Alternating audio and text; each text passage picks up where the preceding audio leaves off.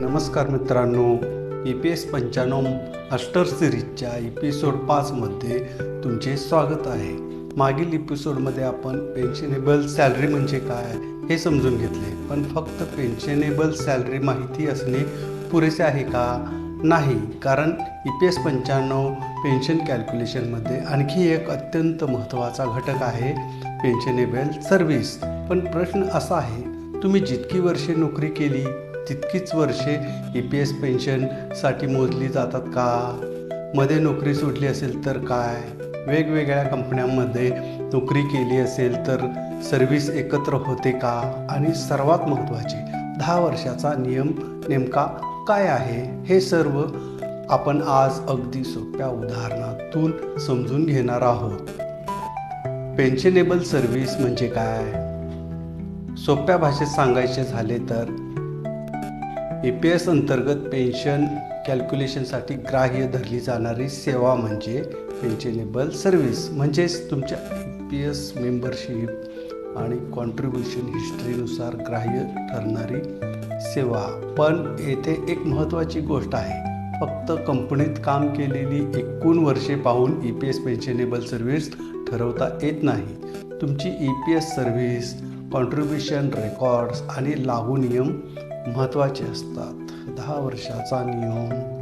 EPS 95 मध्ये 10 वर्षाची qualifying service हा अत्यंत महत्त्वाचा मुद्दा आहे. साधारणपणे मंथली पेन्शनसाठी 10 वर्षाची इलिजिबल सर्व्हिस पूर्ण असणे महत्त्वाचे असते. म्हणूनच अनेकदा आपण ऐकतो EPS मध्ये 10 वर्षे पूर्ण करा. पण याचा अर्थ असा नाही की 10 वर्षे पूर्ण झाली म्हणजे प्रत्येक व्यक्तीला एकसारखी पेन्शन मिळेल. कारण पेन्शन अमाऊंट ठरवताना सर्व्हिससोबत पेन्शनेबल सॅलरी आणि इतर लागू नियम देखील महत्त्वाचे असतात. 10 वर्षापेक्षा कमी सेवा असल्यास. आता एक महत्त्वाचा प्रश्न, समजा एखाद्या सदस्याची EPS अंतर्गत पात्र सेवा 8 वर्षे आहे, तर त्याला रेग्युलर मंथली पेन्शन मिळेल का? सामान्य नियमानुसार 10 वर्षाची क्वालिफाईंग सर्व्हिस पूर्ण नसल्यास मंथली पेन्शनची पात्रता निर्माण होत नाही. अशा परिस्थितीत EPS अंतर्गत लागू असलेला विड्रॉवल बेनिफिट किंवा इतर संबंधित पर्याय लागू होऊ शकतो. मात्र प्रत्येक प्रकरणात संबंधित रेकॉर्ड्स आणि त्यावेळचे लागू नियम तपासणे आवश्यक आहे. 10 वर्षे म्हणजे सलग 10 वर्षे हा खूप महत्त्वाचा प्रश्न आहे. समजा कंपनी A मध्ये 5 वर्षे काम केले, नंतर नोकरी बदलली, कंपनी B मध्ये आणखी 6 वर्षे काम केले, तर एकूण EPS सर्व्हिस 11 वर्षे होऊ शकते का? जर दोन्ही एम्प्लॉयमेंट पिरियड्समध्ये EPS मेंबरशिप योग्य प्रकारे मेंटेन झाली असेल आणि सर्व्हिस रेकॉर्ड्स जोडले गेले असतील, तर वेगवेगळ्या एस्टॅब्लिशमेंट्समधील इलिजिबल सर्व्हिस एकत्रित होऊ शकते. म्हणून नोकरी बदलली म्हणून EPS सर्व्हिस आपोआप शून्य होत नाही. ब्रेक इन सर्व्हिस असल्यास काय? समजा पहिली नोकरी 5 वर्षे, नंतर 2 वर्षाचा गॅप, दुसरी नोकरी 6 वर्षे, तर प्रश्न येतो त्या 2 वर्षाच्या गॅपमुळे आधीची 5 वर्षाची सर्व्हिस संपते का? सामान्यतः एम्प्लॉयमेंट गॅप आणि आधीची इलिजिबल EPS सर्व्हिस हे 2 वेगवेगळे मुद्दे आहेत. मात्र त्या काळात EPS कॉन्ट्रीब्युशन झाले आहे का? सर्व्हिस रेकॉर्ड कसा आहे आणि पुढील एम्प्लॉयमेंटमध्ये EPS मेंबरशिप कशी कंटिन्यू झाली आहे हे तपासणे आवश्यक आहे. म्हणून ब्रेक झाला म्हणजे आधीची EPS सर्व्हिस संपली असा सरळ निष्कर्ष काढू नका.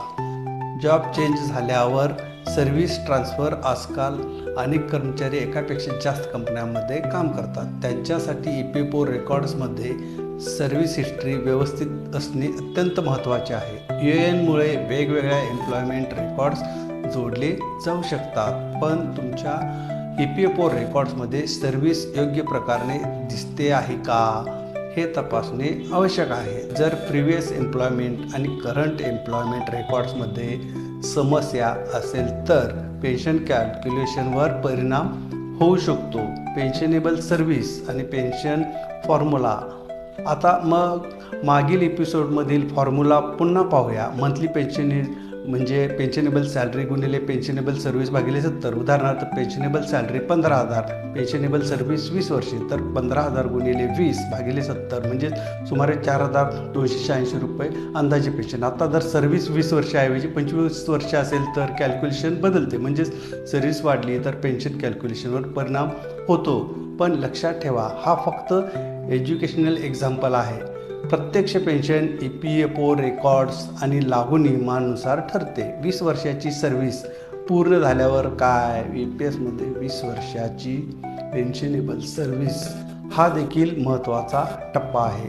लागू EPS प्रोव्हिजन्सनुसार 20 वर्षे किंवा त्याहून अधिक पेन्शनेबल सर्व्हिस असलेल्या सदस्याला पेन्शन कॅल्क्युलेशनमध्ये सर्व्हिस रिलेटेड बेनिफिट लागू होऊ शकतो. म्हणून 10 वर्षे ही फक्त मिनिमम क्वालिफाईंग सर्व्हिस समजण्यापेक्षा तुमची पूर्ण एलिजिबल सर्व्हिस किती आहे हे तपासणे अधिक महत्त्वाचे आहे. स्कीम सर्टिफिकेट का महत्त्वाचे?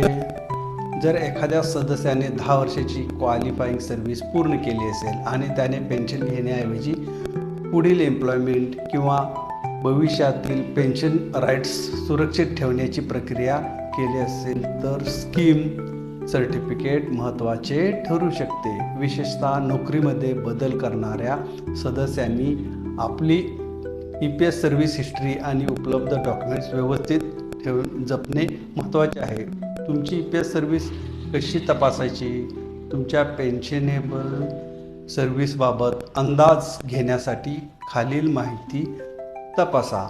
UN employment history, previous employers, EPS contribution records, date of joining, date of exit, scheme certificate असल्यास त्याची माहिती, EPFO service records, pension claim documents. यामध्ये काही मिसमॅच दिसल्यास योग्य अधिकृत मार्गाने करेक्शन किंवा ग्रीव्हन्स प्रक्रिया वापरणे आवश्यक आहे. सर्वात महत्त्वाची सावधानता. सोशल मीडियावर अनेकदा असे दावे केले जातात, 10 वर्षे झाली म्हणजे पेन्शन निश्चित किंवा 20 वर्षे सर्व्हिस झाली म्हणजे पेन्शन दुप्पट. असे सरळ निष्कर्ष काढणे योग्य नाही. EPS 95 पेन्शन ही तुमच्या पेन्शनेबल सॅलरी प्लस पेन्शनेबल सर्व्हिस प्लस लागू नियम प्लस EPFO रेकॉर्ड्स यावर अवलंबून असते. आजच्या एपिसोडमधून काय लक्षात ठेवायचे? आज आपण 5 महत्त्वाच्या गोष्टी समजून घेतल्या. 1. पेन्शनेबल सर्व्हिस म्हणजे EPS अंतर्गत ग्राह्य धरली जाणारी सेवा. 2. मंथली पेन्शनसाठी 10 वर्षाची क्वालिफाईंग सर्व्हिस हा महत्त्वाचा निकष आहे. 3. जॉब चेंज झाल्यामुळे एलिजिबल EPS सर्व्हिस आपोआप संपत नाही. 4. ब्रेक इन सर्व्हिस असल्यास प्रत्येक व्यक्तीची परिस्थिती आणि रेकॉर्ड्स वेगळे असू शकतात. 5. पेन्शन कॅल्क्युलेशनमध्ये पेन्शनेबल सॅलरीसोबत पेन्शनेबल सर्व्हिस देखील अत्यंत महत्त्वाची आहे. आता पुढचा सर्वात मोठा प्रश्न, 15,000 वेज सेलिंग म्हणजे नेमकं काय? तुमचा पगार 20,000, 30,000 किंवा 50,000 असेल तर EPSमध्ये काय होते? 15,000पेक्षा जास्त सॅलरीवर पेन्शन कॉन्ट्रीब्युशन होतो का? आणि याचा तुमच्या EPS 95 पेन्शनवर नेमका काय परिणाम होतो? हे आपण पुढील एपिसोड 6 मध्ये अधिक सोप्या उदाहरणासह समजून घेणार आहोत. व्हिडिओ उपयुक्त वाटला असेल तर लाईक करा. MM-Info मराठी या आपल्या यूट्यूब चॅनलला सबस्क्राईब करा आणि बेल दाबा म्हणजे पुढील महत्त्वाचे अपडेट्स तुमच्यापर्यंत सर्वात आधी पोहोचतील. आणि हा व्हिडिओ इतर आपल्या मित्रांपर्यंत नक्की शेअर करा. धन्यवाद. जय हिंद, जय महाराष्ट्र.